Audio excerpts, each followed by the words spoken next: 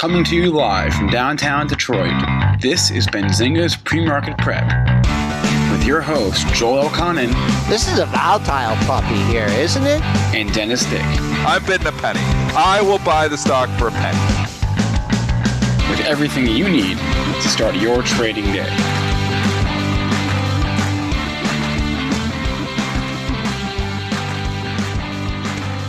Good morning, everybody. Welcome to this Monday edition of Benzinga's PreMarket Prep. Spencer Israel, Joel Elconin, Dennis Dick with you this morning. Well, I wonder what we're going to talk about today. Probably oil a little bit. Oil getting smacked again this morning thanks to the near-term expiration of the May contracts and the contangos, leading to a massive drop here in oil. We'll talk about that. We will bring on a guest at 8:15 who is one of Joel's buddies, who is, as I understand him, to be an oil trader of some kind. So we'll talk oil a lot today. And in addition to that, we'll also talk earnings happening this week. We'll talk video game stocks with our guest, Michael Pachter from Wedbush Securities at 8:35. So we'll take questions from our chat. A lot to get to on the show today. Joel, tell us what's happening here overnight. Oh, we're red, Spencer. It's like, Spencer was too young to remember Hogan's Heroes. And there was a character on there that was really funny, Sergeant Schultz. And whenever he got in trouble, he'd say, "I know nothing." Well, what I'm saying is that we better get up out of this area, or that rally from Friday means absolutely nothing. It's really important. I think Spinner will probably remember that character. Anyways, we had a lower open. We were able to clear the close. We got up to 75.5, and then we came unraveled, maybe the pressure from the crude oil market. We are below Friday's low, and we are coming up, looking at the close from Thursday. That's not too far away. That comes in at 27.8750. That's your next target on the downside. Looking at crude, holy moly, we'll talk about that. The June down 277 at 22.26, in the May down a whopping $7. So we will talk about that contango, that spread, and why there's just not free money out there. Gold in the green by $2.30, traded down to 16.85, mounting a little bit of a rally with the weak market. Silver in the green by 6.5 cents at 15.36, and Bitcoin loses 7,000. We're down at 6,940. That's $140. Triple D, how was your weekend? Pretty good. I was trying to. Yeah, I was. You didn't have a good weekend? Weekends are always good. What'd you do? What'd you do in your lockdown? What did I do on my lockdown? I did a lot. But I will just give you the highlight of the weekend. Okay, yeah. Lisa gave me a haircut. Looks pretty good. Yeah. I mean, doctor by day, barber by night. I know. Can do it all. It was driving me crazy, absolutely crazy. So, I couldn't get anyone to do it. So I called my buddy Craig Chappelle. Craig, if you're listening, thanks a lot. And he goes, "Yeah, man, I got these clippers." And so he brought him over. Lisa did some research on the internet, and we were cracking up. It was absolutely hilarious, but I was so glad, man. I know I'm a conservative old guy. I have short hair and stuff, but we did that. We did some walks with Perry. We cleaned out junk drawers and stuff. I mean, what the hell else is there to do? Yeah, pretty good. So you had a pretty good weekend, it sounds like. I actually trimmed my own sideburns. Check this out. Nice. Did that myself. Very nice. I was sitting there. I was like, these are getting out of hands. I got these wings over my ears, and I feel like I could just fly away. So I was like, I got to do something about this. So did a little bit of sideburn cleaning up there myself, too. Laura's threatening to give me a buzz cut, the pandemic buzz cut. And I've kind of warmed up to it. So this might happen here eventually, just to warn you. But she did it to Spencer. Actually, Spencer loves it. He doesn't have to shampoo his hair, and he's like running around, thinks it's awesome. So I want to do that. But anyways, people don't care about that. We're going to talk more oil when my friend Paul Prowman, Paulie. I got a good story about him, but I'll save that for when he comes on at 8:15. But Dennis, we're giving him back all the Friday's rally. Yeah, we're leaking here. I'm still, trying. We didn't ask Spencer Israel his weekend though. I had a Oh. couple. I'm glad you asked. I had a couple weird things happen. I learned a hard lesson this weekend that you shouldn't go 3 weeks without driving your car, because I went to start my car, and it was, not only was the battery dead, it was like deader than dead. It was like so it was so dead that I couldn't, by some miracle I was able to unlock the driver's side door, but nothing else would unlock. I couldn't even open the door from the inside because there are no physical locks on my door. It's all electronic. So, and I couldn't open my trunk where my jumper cables were, because again, it all runs on power. Oh, so no. So what I had to do was, I have like a regular sedan. I have a Ford Fusion. I put the back seat down, crawled into the trunk, and I used the emergency release latch from the inside of the trunk to open up my trunk, get my cables, and jump my car. So that was my adventure. That was the first part of my adventure. The second part of my adventure, which I don't really mind sharing at all, is I noticed yesterday, and if you're watching this, if you're actually watching as opposed to just listening, you'll maybe notice this as well. But I noticed that I couldn't really chew or smile with the left side of my mouth. So apparently, as of yesterday, I have Bell's palsy, and so if my speech is if my speech is a smidge slurred, I apologize. It's my face's fault. How did you get that diagnosed? I called Joel, actually. Oh, Lisa. And I spoke with Lisa. Good that we can know a doctor. And she said, call the practice, the on-call line, and that's what I did. And 24-hour pharmacy, and here we are. You haven't had that before? No. So I got a buddy that's had it twice, and I was telling you a little bit about it, but it usually will go away. It's went away for him on his own as well. Sometimes like it's taken up to 6 months to a year it can take, which is horrible. And obviously, I guess once you get it once, you can be susceptible to it twice, because my buddy's had it twice, but it sucks. He's had, I think, a little bit worse than you, because his whole side of his face would droop, but eventually it comes back. So what causes that? It's is it stress related? I don't know. It's like a nerve thing, but they don't know why it starts or even why it stops. So I guess I'm just in it for however long I'm in it here. I'm in it. So you look good. You still look good, Mr. Israel. Oh, thank you. Here, I was gonna wear my eye patch that I'm supposed to wear to sleep, but then I decided not to wear it on. So you can't close your eye? I can close it, but it doesn't feel. It's not like a tight close. It's like a loose close. Oh. So yeah, it's like the entire left side of my face. So now you get to go through a pandemic with one eye open all the time. and half a smile, yeah. Half a smile. The sinister looking smile. Pretty much. That was my weekend. Well, so let's get back to a better weekend. Let's get back to markets here, guys. We're giving back those Friday gains. It's a very bad weekend for those who are holding the May expiration. We'll say that on crude, because this is just an explosion of the contango here. I don't know if has it ever done this before? I've never seen it blow out like this. So, no. So we've had this question. We're going to get into it because we got a guest coming on that's going to explain at 8:15. But what we were thinking, and Mr. Israel was posing the question, the pre-market show that we were just discussing, is why not take physical delivery of the May, sell it in June, and lock in $9? Well, the simple answer, which is going to be explained, is you can't do it. Secondly, Joel knew minimum physical delivery is what? How many barrels we say? 1,000. 1,000 barrels.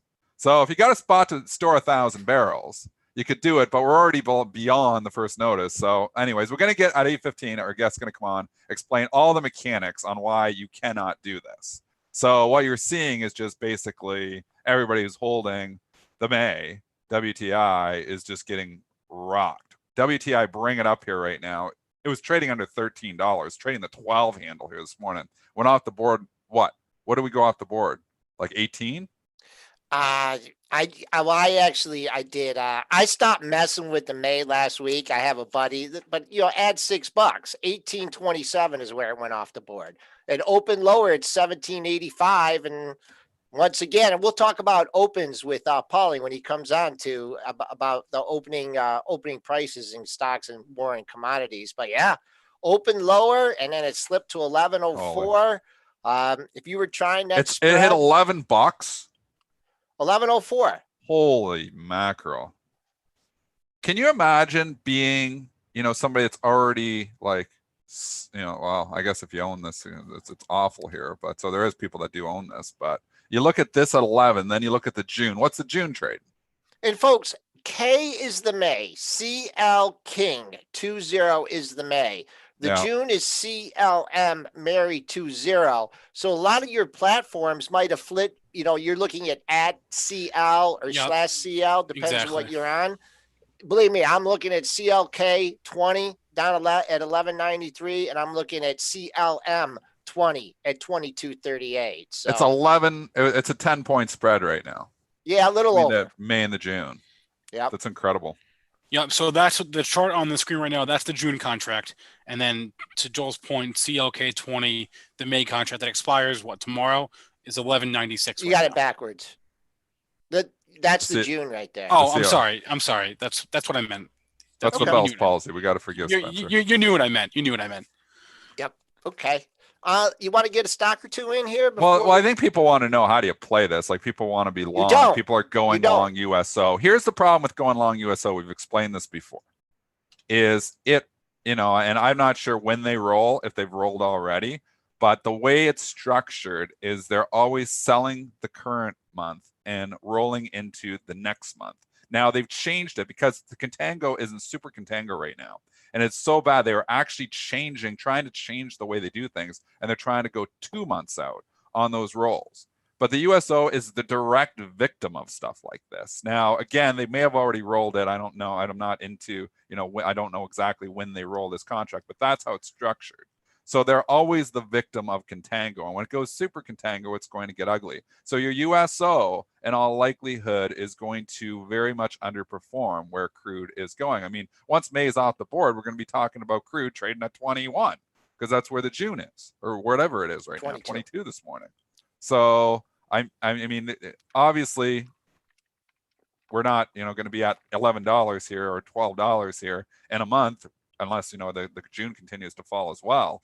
But USO is the direct victim of this. So it's difficult to just say, I'm going to buy USO and oil is going to bounce back, because you're getting licked, you're getting hit by this contango every single month. I mean, it can go to backwardation, but normally it trades with a little bit in contango, not in this super contango where it's a 10-point spread. So USO is direct victim of this.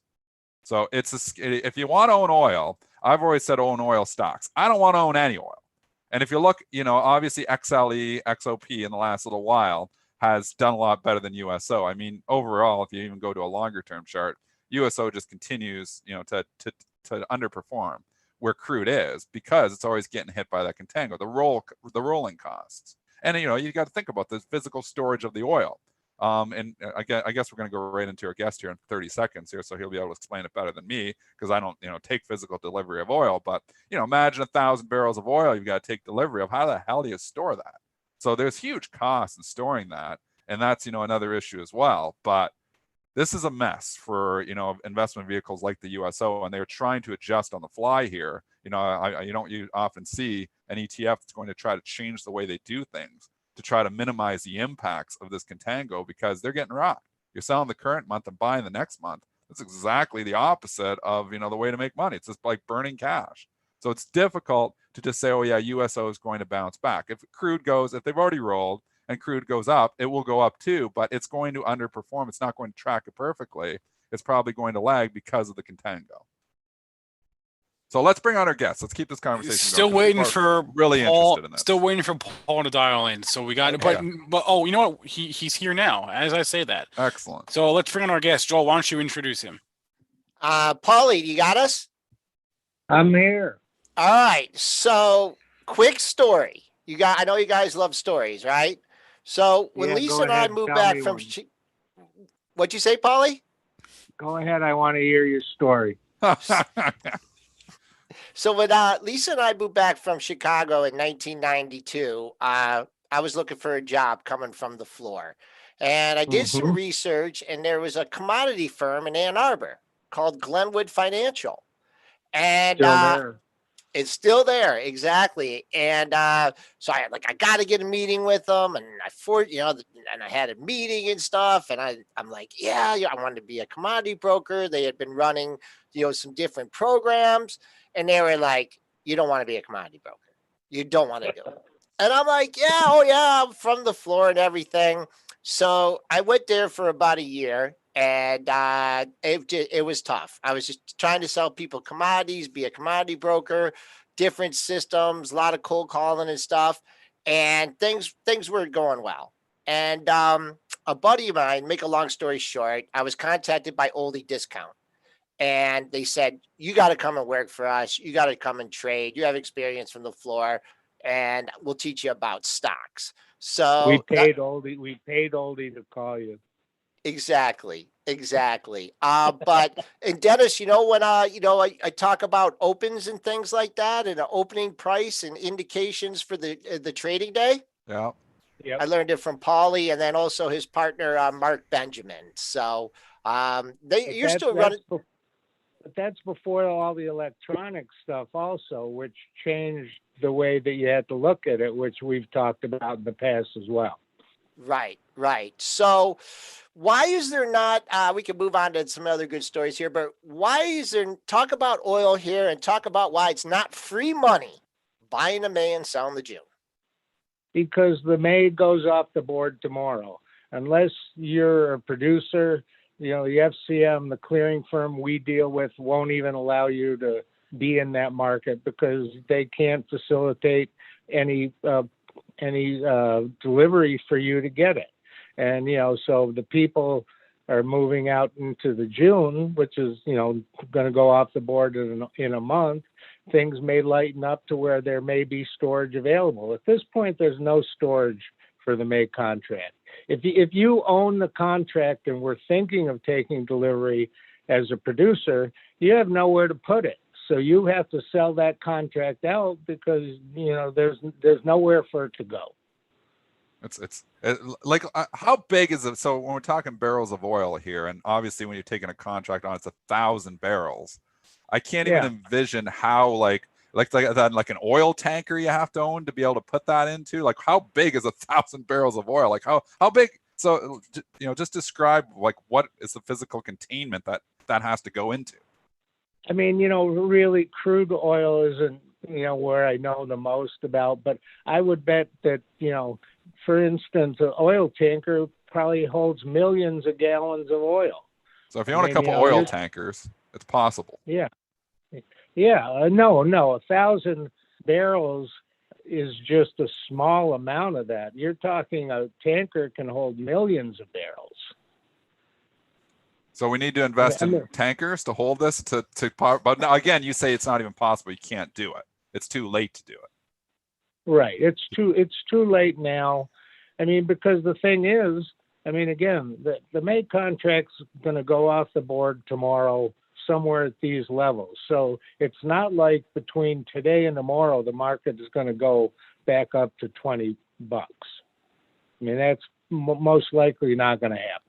But, I've seen, amazing things happen in the commodity markets. So, but, again, 1,000 barrels of oil, again, it's 55 gallons. What's that? 55,000 gallons. How many gallons do you put in your car at a time? Let's say 20. So you're talking about, 27,000 times to fill up your car. People are doing that every minute of the day. At least they were a few months ago. Right. So what does this, looking for, well, first of all, did you have anybody trading the spread, or do you know of people that are trading the spread? Because I know it's really fluctuated. Now it's at its widest level. There's a lot of money made on the spread until it locks up. Were you guys trying to trade the spread at all? Again, we didn't have anybody doing that, but the large traders, Joel, they make their money trading the spreads more so than the outright, because it's just a little, less risky to at least have something on the opposite side. But, I'm sure that there's people in this situation getting, blown out, because they're wrong. As you know, and another thing, Joel, and I was thinking about this when I was coming in to do this show with you, is because crude is a monthly expiration in the commodity markets, it's sort of like, for instance, in stocks, when it went from, pennies or eighths of a pennies down to decimalization. And so what it did is it took away the ability to really make a tick that was worth a lot of money. Because the crude is a monthly expiration, there's a lot of finicky stuff that can go on, like what's happening today, because you're not talking, for instance, in the S&P, you got a 3 months expiration. And so, there's a little possible more tame action, towards the close of, it going off the board. The storage costs on the S&P isn't as significant, I will say, as the storage costs on these barrels of oil. So makes it a little bit, where this isn't going to happen on obviously S&P futures rolls. It's all about dividends and the interest rates that are involved and obviously the difference in between the contracts there, not talking about physically storing 1,000 barrels of oil. Right. Yeah. I mean, so looking at the June here, I mean, I know you look at stuff from a long-term perspective. I mean, this doesn't necessarily mean that the June contract's going to right to $12, right? But it certainly doesn't bode well for, just maybe give us your long-term perspective. I mean, technically, we know it's an absolute disaster. Fundamentally, we know it's an absolute disaster. We got a lot of people on the show that come on. They're buying USO. Oil's going back up. What would you say to some a perma bull in oil right now? I'd say you're wrong. I mean, when I see things that take place like this with this kind of velocity to one side, I mean, it could take years before, it's going to turn around. Hold on, I'm pulling up a longer term chart. I mean, really, for instance, back in 2016, when crude went from, back in 2014, it was at $130, $140 area, and it went down to what is that? Just under $50. I mean, in my mind, looking at a weekly chart going back that far, we're still in the throes of that move down. This is possibly going to be the end of it, but I mean, for instance, so we've been moving between, just under $50 back in early 2016 up to, 85. But to me, that's just the fluff that was trying to take the wind out of the sails of the move from 130 down to 50. And now we're getting to the final throes of it. But you know what? Crude to me may not go up for another 2 or 3 years. What if you were bullish oil? What is the best way to play it? Because I've been explaining, the USO is difficult because they're always buying the front, or they're selling the front month and buying the next month. So this contango just burns USO investors. If you were bullish oil, what would be a safer way to play it? Gosh, I don't know. I mean, again, you just have to take protection to the downside. I mean, if you're a perma bull, it's like, you're wrong. I mean, you get out and you lick your wounds and come back another day. I mean, there's an old story, and this goes back to, Paul Tudor Jones' video he did back after the crash in '87. And this goes back to the talks that Saudi Arabia and Russia and OPEC Plus were having a week ago. He says in this video, if I think about OPEC getting together and making an agreement, I don't believe that any of them are going to follow it. And I don't either. This is, those Russia and Saudi, that's the only way they can make money. You think they're going to, sell their oil at $10? No, they're going to just pump out as much as they can, and then it'll go to $5. So, I mean, at this point, fundamentally, I can't really see why somebody would be a perma bull in oil. I mean, but that's what makes a market, right? Somebody needs to be on the wrong side. Exactly. And, we talk about, before the COVID-19 crisis, we talk, when we're looking at stocks and or commodities. And a lot of thing I allude to is like, what was the trend before this happened? And there's no doubt that you could say the trend in oil was lower even before it happened, whether it's solar or electrification of cars. The trend was not your friend going into this. So, all right, Dennis, you got any other questions for Paulie or No, Spencer? thanks for coming on though, Paulie. Obviously But explaining, hold on, because Paulie. Paulie, a lot of Yeah. people like to make fun of me pretty good and like to tell pretty good stories. And he said Uh-huh. I'm going to give him an opportunity to tell one story. I could take it like a man, Paulie. If you want to pass until the next time you come on, that's fine with me. Yeah. So when Joe was working here was, again, after he came off the floor in Chicago, at that point, the S&P, I think, was probably trading around 400. And there was one day the market rallied and Joe says, "What do you think it's going to do?" I said, "Joe, it's going up." He said, "No way, Paulie. It's never going over 419 ever." I said, "Really? Okay." I guess somebody I was wrong. proving.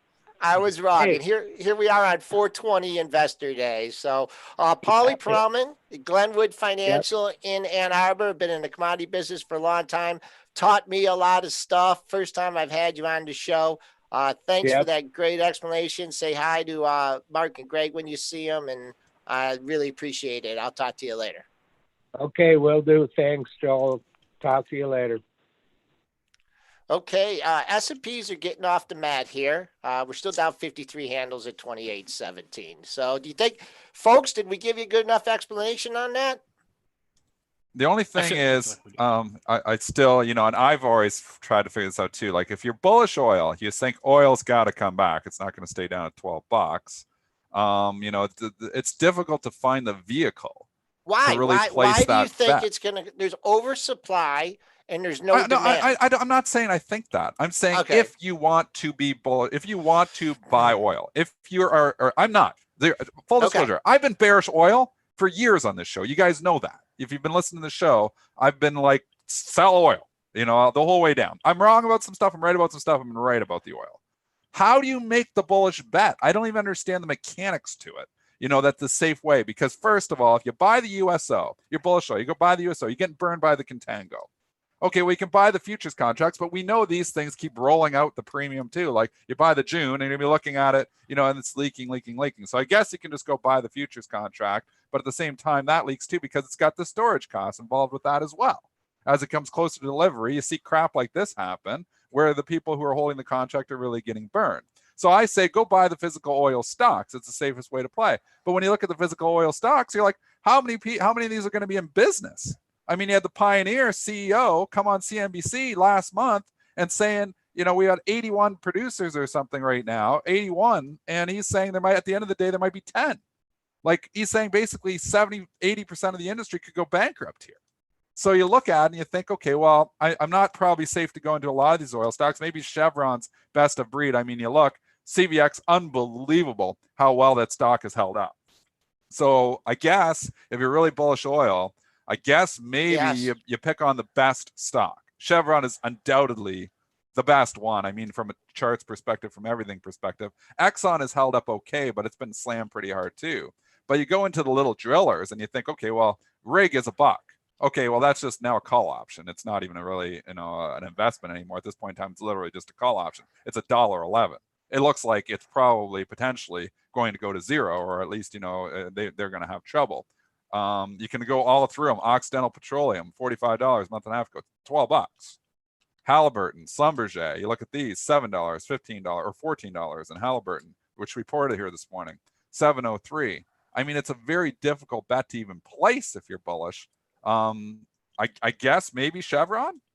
What are your thoughts? You know what? I think that I have. Well, one thing that Paulie said when he was on, he said, when you flat out asked him about that, he was like, well, hedge, do something, put into the downside. So if you are going to buy, a Chevron or something, I would say the safest way, if you think these stocks have stabilized, or going flat, I think the best thing, and it's not fun or it's not sexy, but sell put spreads on them. I wouldn't just sell puts because, unless you have the cash in your account and you're saying, hey, I'm willing to own, Chevron at 75, and you can go out and find a put and sell it for that amount, and you got the cash set aside in your account. That's one way to do it. But if you sell a put spread, then let's say it doesn't necessarily have to go up. What if it just stays flat? Then you bring it into premium on the spread. I know it's not like I said, a way you're going to, you can do it in size or whatever, but you got to know that you're going to, your potential is the width of that spread. There's not going to be a good risk reward ratio on that. I know, because I've tried to do those before. So that's the safest thing that, because if you buy the stock and you buy puts, who knows about your timing on that? If you buy the stock and you sell calls, you're only covered for the premium that you're taking in your calls. And then if one day you wake up and oil's up $10, you're not participating. You're not participating. So tough game to play.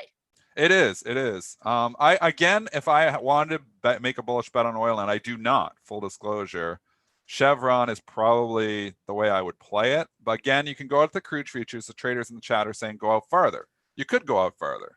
But once you start getting into that current month and you get into this, ugliness of holding something, and then obviously you're getting close to a physical delivery, there's no choice for these people now that hold the May to sell it because they can't take physical delivery. So you're really getting burned. And I mean, I don't know the day that the USO rolls. Maybe it already did with the contract roll, and maybe they've already sold and they've already rolled it out.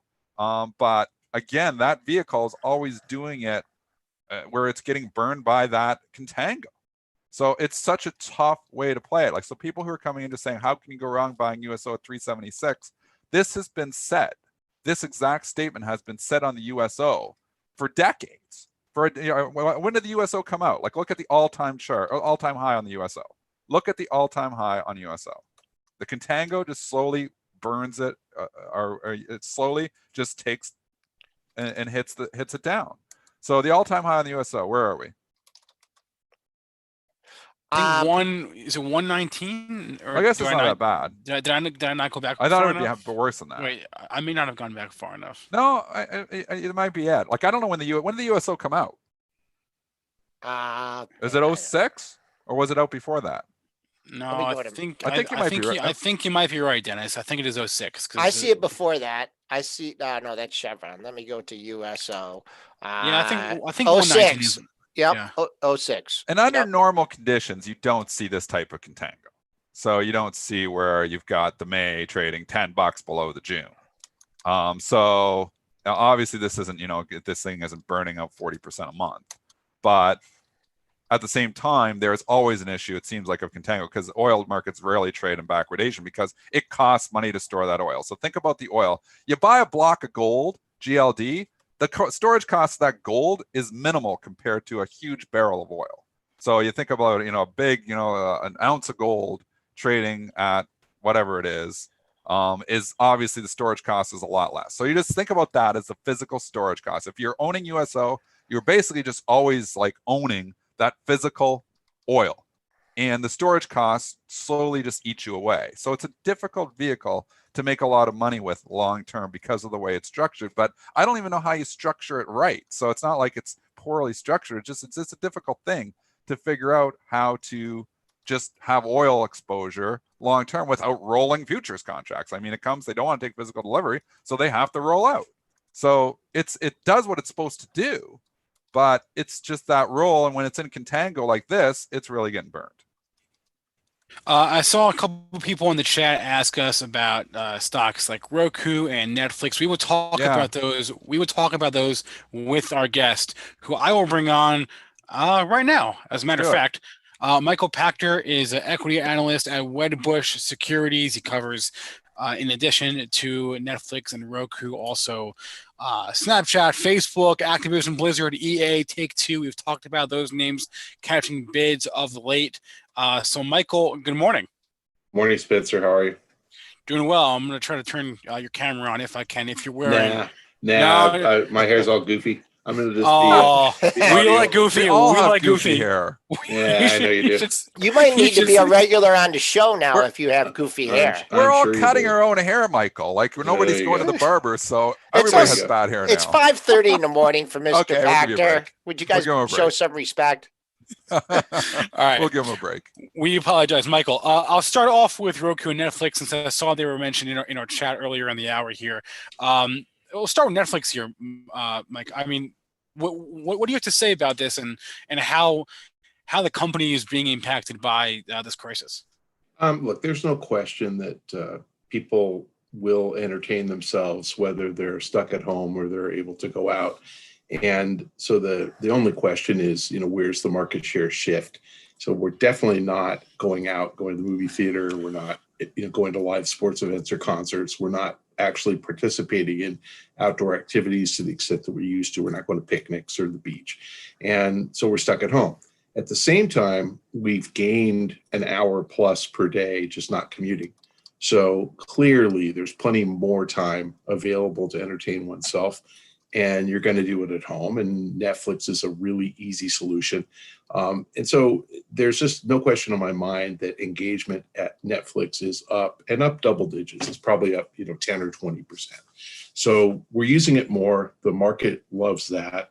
And the market has reached a conclusion that if you use Netflix more, then you're spending more. And that's where there's a slight disconnect because it's sort of like saying you stay at the buffet for an hour longer and you eat, an extra pound of food. Well, the buffet doesn't charge you anymore. You've already paid to get in. So I'm not sure that as far as existing members, there's a direct correlation between engagement and revenue. There is for sure a correlation if someone's not a member and joins, and there is for sure a correlation if someone was a member, was thinking of quitting because they weren't using the service, and now they're suddenly stuck at home using the service. So net, I think that they're seeing their churn decline domestically, that people aren't quitting because they're stuck at home and they're watching Netflix. And that means net subscriber additions are going up. Internationally, for sure, net subscriber additions are going up. Their guide is 7 million subscribers. They're probably going to add 8 or 9. The stock's probably going to take one more leg up. Question is, what happens 6 months out? They aren't producing any content. So that's a double-edged sword. They're not burning cash the way they were because they can't spend it on new content, but they're going to run out of content in 6 months. I saw the funniest tweet I've ever seen a week ago. Someone said, I finally finished Netflix. Well, that won't be so funny 6 months from now if we're stuck at home still, because you are going to finish Netflix if they can't produce any new content. So my bias is with the launch of new services, Quibi, Peacock, a push, you've seen advertising for CBS All Access, they're going to slowly start to peel off subscribers later this year. And I actually think the stock's going to come back down to earth. So I remain a sell. I do not see how these guys ever make the kind of money that's required to justify a $200 billion enterprise value. They'd have to generate $10 billion a year in free cash flow. I think they're going to lose subscribers in the second half of the year after gaining a ton of subscribers in the first half. So, we'll see what happens with the stock. So you do expect that when they report earnings tomorrow after the close. So you do expect to see some upward movement either into or after that report. The stock trades on subscribers. They guided 7 million net adds. If I had to pick a number, it'll be between 8 and 9 million. So they will blow away their guidance, and the market's going to love that. The problem is the market doesn't look past its nose. Listening to Dennis talk about contango, Netflix is in contango. It costs money to store all that content, and it's slowly eroding in value. I hadn't thought of it like that, but it does make some sense. Before we move on from that, I just want to get your quick thoughts on the Tiger King. I mean, is that not the greatest show of all time? It's funny. I mean, again, I'm not a television critic, but I thought it was interesting that we saw 3 really damaged people who surrounded themselves by impressionable others that they used. And Carol Baskin, and I forgot the blonde ponytail dude in South Carolina, and Tiger King. But it was just it really was tragic to watch how broken all these people were. But yeah, it was interesting. I mean, again, it's a phenomenon. We all watched it. Reading about the guy afterwards, I really genuinely hate Tiger King. He seems like a real asshole. Yeah, couldn't agree more with any of those comments. And moving on to Roku here, the pipes of the system, it hasn't run up as much, but did get a huge rally last week here. Thoughts on Roku? It's a similar story to Netflix that, higher engagement doesn't necessarily transfer to higher revenue, but the Roku model is built on selling unsold inventory, on capturing unsold inventory from channels that they exhibit on the Roku channel, and then making money by selling ads. So, the upside is not their player revenue, which is selling new players. The upside is platform revenue, which is all this unsold ad inventory. You may have noticed we took our Facebook off our best ideas list last week because we're seeing anecdotally that ad rates are dropping by as much as 50% for online advertising. You're seeing every major media organization laying people off or furloughing them because they're just not getting the ad revenue. And it makes sense in a recession. If we have a 20 or 30% decline in GDP, then advertisers are going to spend 20 or 30% less. So I think the market's got this one wrong. Roku is probably capturing all the unsold ad inventory that it wants. I just don't think it can sell that ad inventory at reasonable rates. So I think the market's priced in that these guys are going to crush, and they pre-announced and they barely beat their guide. I mean, they were literally 1% above the high end of their guidance. I think they're in huge trouble going forward because I don't think they're going to monetize that ad inventory. So I think the market just got this one wrong. And I don't know if you can talk about, but just like Disney Plus and Peacock and the other new services, can you comment at all on how those are being affected, or if they're being affected in the same way? They probably all are. Well, the difference between those guys and Netflix is that everybody wasn't a subscriber to those. So, we saw Disney popped out a number of 50 million subscribers, that they're just crushing numbers. We're not subscribers to Peacock yet because it's not available for subscription yet. The Comcast guys are smart. They're offering it for free to Comcast subscribers. That's about 40% of households or 35% of households. Those of us who aren't Comcast customers are going to have to pay $5 for it. That's cheap. And Comcast, unlike Netflix, has a gigantic library of owned content. So they can throw their library content on there for years. And again, it's new to us. We haven't seen it. So I think Peacock's going to follow a very similar type trajectory as Disney Plus. Just more content. So at the same time Netflix is losing its content and customers are starting to look for something else to watch, Peacock and Hulu and Disney Plus and CBS All Access are waiting in the wings to offer that content. So I think that, before I was saying this was not zero sum, that people would get multiple services. It's going to be zero sum to some extent when Netflix runs out of content. And so I think Netflix really is hurt more than anybody else by the lack of ability to produce because they don't have a giant library of own content. Comcast has 50 years of television. They can show 60 or 70 years. Yeah, so for now, Netflix does have more new content, but you're saying that eventually they'll run out, and the companies that can bank on their libraries and their IP, like Disney and Comcast and even like HBO or AT&T, are better positioned than Netflix. I want to move on. I would say if CBS told you that they would show The Twilight Zone, I Love Lucy, and The Dick Van Dyke Show, those were all CBS shows. Right. That's worth something. I mean, you'll actually watch it. You'll probably watch it with your kids because it's nostalgic. Man, Viacom CBS has gotten hammered here. I want to get your thoughts on the video game stocks, Michael. Activision Blizzard has just taken off here, and it's not at all-time highs, but it's getting there. Can you comment on the implications of the past few weeks or few months on that industry and Take-Two, Nintendo, EA, and Activision? Sure. It's exactly what I said when I was talking about Netflix being the buffet, and when you watch more content, you don't pay more. With the video game publishers, that's only partly true. If you're playing the same old game that you've always played and you paid for it, like Assassin's Creed, where there's nothing to do, that's Ubisoft, then no, Ubi doesn't make more money if you spend an extra 10 hours a week playing the game. But if you're playing a free-to-play game, or you're playing a purchase game like Call of Duty that has a free-to-play component to it, and you go from playing 5 hours a week to 6 hours a week, 20% more, you are spending 20% more. So the right way to think about the publishers is look at their revenue and look at the portion of their revenue that comes from in-game spending. For Activision, that's about 2/3. For Electronic Arts and Take-Two, that's about half.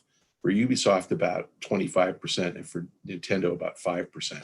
So the guys who have the biggest percentage of leverage, tied to in-game spend, are the guys who are going to benefit the most from the stay-at-home phenomenon. If you are a Candy Crush player and you were playing 5 hours a week and you're now playing 6, you are spending 20% more. Activision owns Candy Crush. So Zynga and Glue are massive beneficiaries of this. Microcap SciPlay, massive beneficiary of this. Those guys are 100% in-game spend. Activision 2/3, so they're up because they deserve to be up. And we just pulled the charts today on Call of Duty Mobile. It's averaging number 15, which means it's doing about 300 or 400 million a year in revenue. That's just gigantic.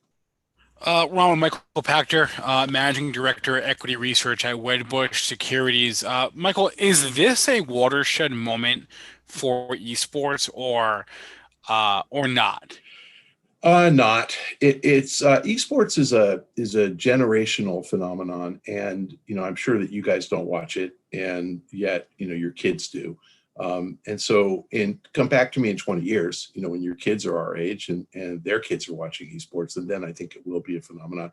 It's a very slowly growing phenomenon. So today we saw Facebook announce Facebook Gaming, which is a Twitch competitor. And so Twitch, obviously YouTube has a competitor for Twitch. Microsoft Mixer has a competitor. Everybody's going after that market, but esports is the early days of television. There are a few people watching, 200 million, and that 200 million is going to grow to 400 million in 10 years, and 1 billion in 20 years, and 5 billion in 40 years. So it's moving up the chain, but it's not monetizing to the extent that it's really worth talking about yet. So moving up maybe a couple of years, but you're saying still a ways away from, I guess, what would be mass adoption? Correct. Okay. And I just want to ask you about, just like you mentioned a few other smaller names there. I want to talk about Nintendo and Zynga real fast. You mentioned Nintendo as not having as much of exposure to the in-game purchasing model. But what about like Zynga here? Well, Zynga is about 85% in-game spend and 15% ad supported. So what I said earlier about advertisers spending less, that's for sure hitting about 15% of Zynga's revenues. The good news is that because engagement is up double digits in mobile gaming, and that's where Zynga sells its ads, it's probably making up for the lower ad rates by picking up engagement. They are crushing it on all of their games. I mean, everything is going up in the charts. So that and Activision on our best ideas list. I think that those guys are just going to continue to kill numbers, and they're launching 3 games in the second half of the year. People are bored, ready for something new. I think Zynga is going to keep working. I like it a lot. How much is like an Activision operations like impacted by the lockdown? Is it impacted at all, or are all these people who are making new games and working on new games just working from home? For mobile, not at all. You can do everything from home. For console games, there's 2 components of the production of games, development of games, that require face-to-face contact. One is motion capture. So when you see a guy in Madden running down the field, you actually have to take that wide receiver and hook him up to motion capture suit and get his movements. You can fix that especially like say Joe Burrow comes into the league. They can say, oh, Joe Burrow runs just like Dante Culpepper. We have him from 15 years ago, or just like Drew Brees, and we have a current mocap on him. So you can fix that. The second piece is the collaboration required at the end of the game development process to edit in all the music and the voiceover work and make sure that you bridge each level of the game with what they call the cut scene, the theatrical, scene in between. That requires typically between 5 and 10 people to get together. And I think that dovetails nicely with, the relaxation of the stay-at-home rules. We may have to work in hazmat suits, but we're probably going to be allowed to work in the same room, and they'll put plexiglass barriers between desks and stuff. But I think they can get those things done. So I'm not worried yet about game development being interrupted. Come back to me in July or August, and let's see if the virus has gotten worse. If it hasn't, I think we're going to be fine. Joel, I think you had something, unless you're on mute. Joel is on mute. Joel's on mute. He's trying to ask. You guys like to mute me? I'm back. Our final question here for Michael Pachter from Wedbush Securities. And you can pass on this one too if you want. Just like a broad macro view, I know you're a veteran of the markets. You're probably up there a lot my age. You've seen different cycles in the markets. You've seen recessions. You've seen internet bubbles. Is there something that you could compare the current market environment to? I mean, you really, people are on polar opposites. Some people think that, we're in for a long, prolonged recession. Other people think, hey, Q3, boom, everything's going to be back to normal with sporting events and everything. Would you like to make a comment on that? Yeah, first of all, I'm significantly older than you. I have shoes older than you. I doubt that. I'm pretty old. Okay. I think this is comparable to the Great Depression. And although I think we'll come out of it much faster, I think we should be looking at the charts from 1929 to 1932. And the truth is, I think the market has failed to price in the depth of the job, of the job market, of the employment market. And, we're not going back into restaurants till there's a vaccine. So I would say the earliest that we return to normal is, April, if we believe Dr. Fauci, that, 12 months at the earliest for a vaccine, and you get 300 million people vaccinated. So I think people haven't yet thought through the ripple effect of joblessness. Joblessness means people don't pay rent, and it means that businesses don't pay rent. Look at the commercial real estate market and watch that collapse. Watch what happens when all those office buildings default on their mortgages. What happens to the banking system? So I think the market has completely whiffed on looking at the long-term implications of a near-term financial crisis. And I think we're headed for one. We can pump all the money we want into the economy and hope we prop that up. But the U.S. national debt goes to 30 trillion if we do that, which is probably going to happen. So this is really not pretty, and I'm shocked that the market is shrugging this off and, like you said, saying we're going to be back watching the Dodgers win the World Series this summer. Dodgers are the best team in baseball right now. That may or may not be true. Michael Pachter is the managing director of equity research at Wedbush Securities. Mike, thanks so much for the time, and be safe out there. Thank you. All right. One more thing on this USO that I just saw on Twitter from Ben Carlson, who's a great follow, a wealth of common sense. He works at Ritholtz Capital Management. Year to date, USO has added $2 billion in AUM. How does that make any sense? I mean, riddle me that. People are trying to buy the bottom. I guess. It's the logic that, oil's got to go back up. I'm just going to buy USO and I'm going to rake it in because eventually oil is going to come back. And those people need to read the prospectus because the contango effects here are significant, and it is probably going to have significant tracking error. It's not going to track oil, and obviously it's probably going to underperform unless we go to backwardation and you think the current contract's going to roll and storage costs are all of a sudden going to drop significantly. Then they can actually benefit from that because the way it's structured. But as of now, with the way the market is in such severe contango here, they call it super contango, it's difficult to play oil that way because it's not going to track the crude futures as well as you would think it would, because the storage costs are significant. But we talked about all that, and that's why as USO as an investment vehicle, I think it's not the best way to play it. If you're really bullish oil, pick on a few oil stocks that you think are going to survive. Don't buy the little, like the ones that you think, have a potential to go under here. And there was a lot of them. But it's a difficult trade right now. It's a difficult bet to make. Some of the best oil companies of last year have, been down significantly. Think about Diamondback Energy, FANG, FANG. Everybody was talking, about this stock, and it's held up very well. starts the year in 2020 up around $96 a share. It's 29 bucks. I mean, this was one that, was a Kramer fave. This was one that, has been a market favorite for a long time, and it's down significantly. So even the oil stocks that have been so-called best of breed by certain media personalities there have underperformed substantially as well. So it's difficult, to just think this is going to turn around all of a sudden. And I think, Michael Pachter's hit the nail on the head too, not only from the virus perspective, but, this oil crisis is a crisis as well. You're really dealing with two crises. Obviously, the virus is the main one, but the banks are down for a reason. They're not rallying as much as the overall market on the most recent rally. Yes, they rallied nicely on Friday because everything was ripping higher. Obviously, the dash trash we've been talking about. But banks have been underperforming for a while. And I think Michael hit the nail on the head, and stuff that I've been saying about is the financial crisis part 2 is not off the table here.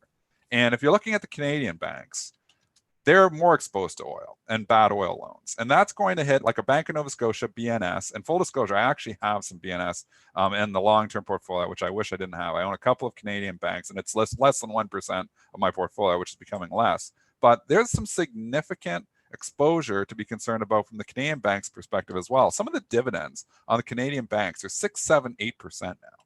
And when you start getting up to these 7, 8% dividends, there's now a concern. People will just, if they thought there was no financial risk whatsoever, in an environment where you're getting 0.4% on a treasury bill, you can get 6.5% in a bank stock. You're like, wow, these are, really good long-term investments. These Canadian banks of history, some of them have never cut their dividends before, not joking. But with that being said, the market is pricing in something else. With Bank of Montreal, and I own shares of Bank of Montreal, my wife worked there for a decade, 6.54% dividend now. TD Bank, 5.61. Royal Bank, which is probably the biggest and maybe the most well-structured in Canada right now, from a conservative loan perspective, 5.26% dividend. But then you got Bank of Nova Scotia sitting at 6.61. You go to like Laurentian Bank and some of these other ones. And like I said, I do have some Canadian bank exposure in my retirement account. I wish I didn't though, because they've really been hit. And you always wonder, is there the potential to go into financial crisis part 2? The Canadian banks never got hit like the US banks back during the financial crisis. They have a lot more conservative lending policies. But with that being said, when there is literally not anything happening out there, like it feels like there's like, like the business, obviously for the banks, like think about, at a commercial banking department right now, what kind of deals are they doing? Like, the economy is shut down, and Canada has it shut down more than the US in a lot of parts. Like, Ontario's on lockdowns where you get fined for, being out in certain areas. They're very strict on it. It's scary to be an investor in the banks at this point in time until you get some clarity on, one, when the virus is going to turn around, and two, where is this oil crisis going? Because Canadian economy revolves a lot around oil. And so there's a lot of things to be worried about. From a US bank perspective, yes, there's some exposure to oil as well, but there's exposure in a lot of other places too. And I do not think we're out of the woods. So I've got this question earlier. I know I've been on a rant here for about 5 minutes. I got this question earlier in the chat, when are you going to start deploying some of that 65 to 70% cash that you're still sitting there? When I get more clarity of that we are out of the woods. Yes, it's been a nice rally, but like I said, I sold my Square. I've been selling into this rally. I did buy a few stocks. I've been like rotating this stuff that I thought would perform better. And I've been talking about those different stocks. Obviously, I bought Microsoft and stocks that are rich with cash. But it's difficult to just say, I'm going to come in here and buy everything in the market because we're going back to all-time highs. Logically, that makes zero sense to me. And I obviously trade a lot on logic. Technically, maybe we're just going to squeeze the hell out of all the shorts and we're going to take us back over 3,000. Like we had Craig Johnson on last week saying we get over 2,800, we're going to 3,000 the S&P. Well, we haven't done that yet. We're still holding on here. There's still a lot of things to be worried about. We get a vaccine, we get a cure, everything, all of a sudden maybe could go back to normal. But until that happens, if we're a year away from a vaccine, this 2020 could still be ugly. Joel and I are going to stay on for an extra couple of minutes and take some tickers from the chat. So before we do that, Dennis, why don't you give any final thoughts you may have today? My final thoughts are today is going to be one of those days where we see Friday's trade reverse. We're seeing Friday's trade reverse here significantly in the pre-market, where they're dashing for trash and they were hitting all the COVID stocks. Oh, and what I mean by the COVID stocks, the stocks that have been benefiting, the Amazons, the Costcos, the Netflix. Now you're seeing that trade go the other way here again. So around and around we go. The rotation continues. Netflix trading up 3% in the market, completely negatively correlated with the market right now. So market goes down, Netflix goes up, market goes up, Netflix goes down. That's how it's trading right now. It's trading right along with the virus. Netflix shareholders want a lockdown, want the lockdown to continue because they're benefiting obviously from the increased screen time and getting subscribers in that way. Amazon seems to be the same way. Amazon's trading up 16 points here this morning. In normal markets, Amazon moves right along with the S&P. These are not normal markets right now. It has a negative correlation. That will change. That will change again. Amazon won't always be negatively correlated with the market, but as of this time right now, if you are buying Amazon, you are betting. It's basically a short bet. If you are a long Amazon, or if you're a short Amazon, it's basically a long bet. That's what the market is doing here right now. I have a whole list of stocks that are performing the same way.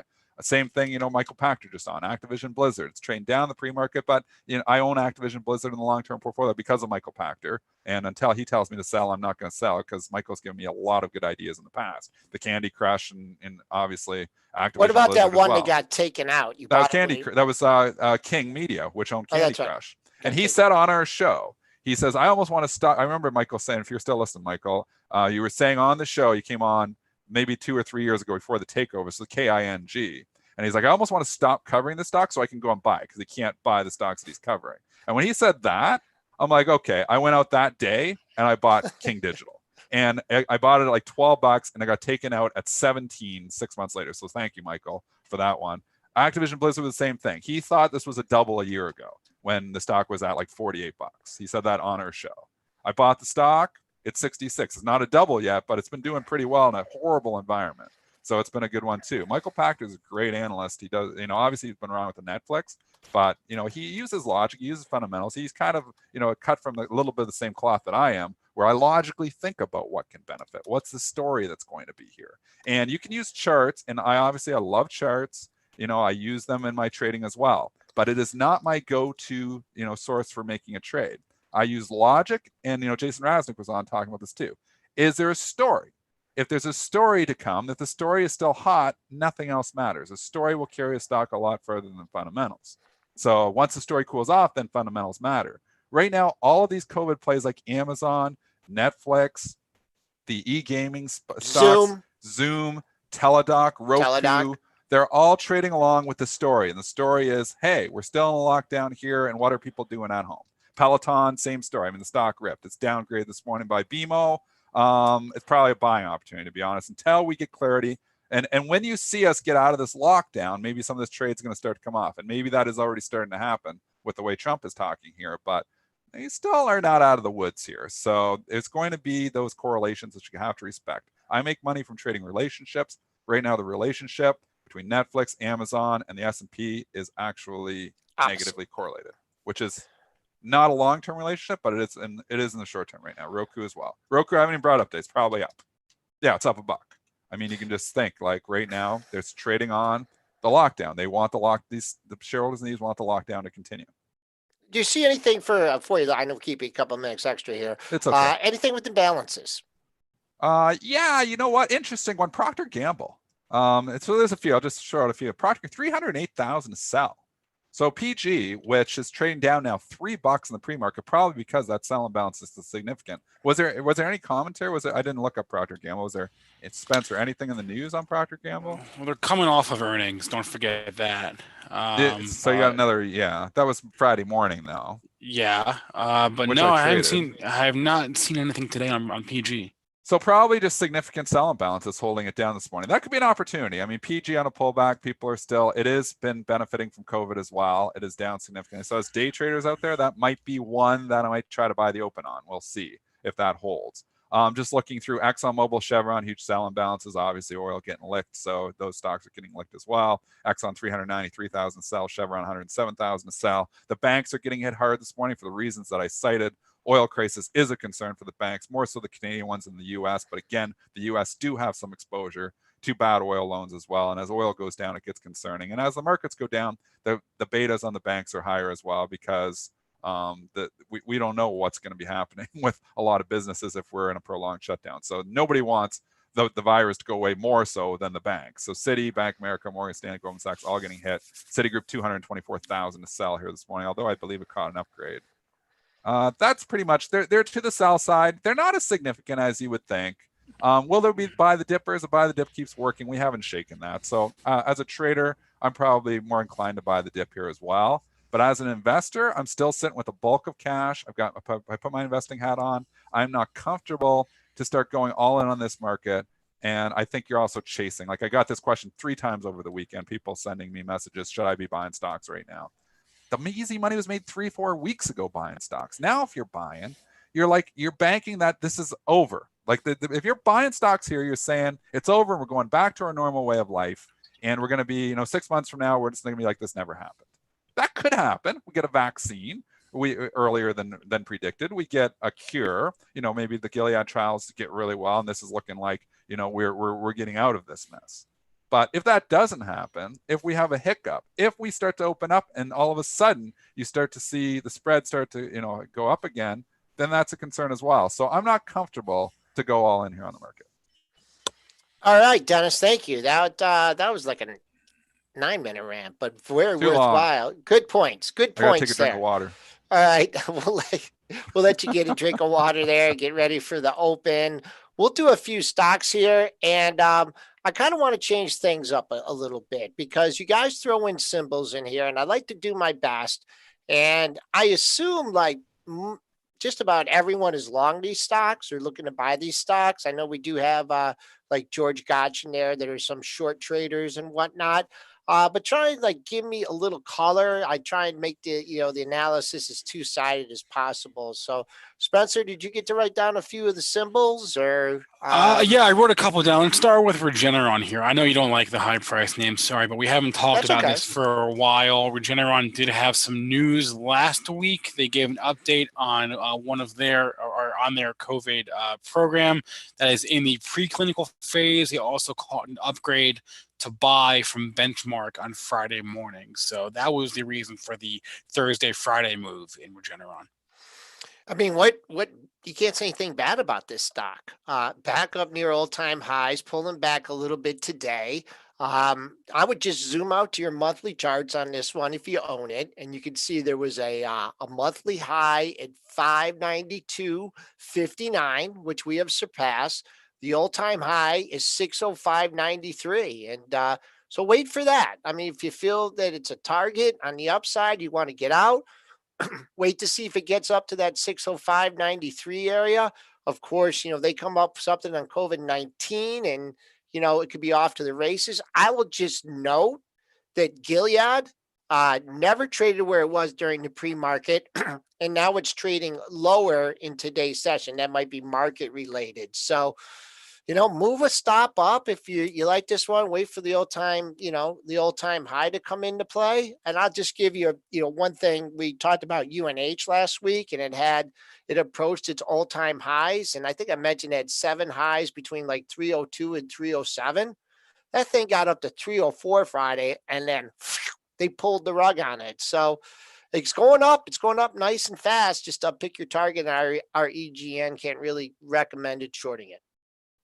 We didn't even get to earnings, but there's not much tonight. The headliner, though, is IBM. They report after the close today. I'll pull up a chart there of IBM. Okay, IBM. Man, I haven't looked at 110. Let's see where this thing's at. Not 120. Man, this thing seems to always beat on earnings and just give it back. Real long-term downtrend. Nice little bounce, not quite to 50%. No interest in owning this one. If you get a pop off the earnings, see what happens at 125.18. That was your high from last week.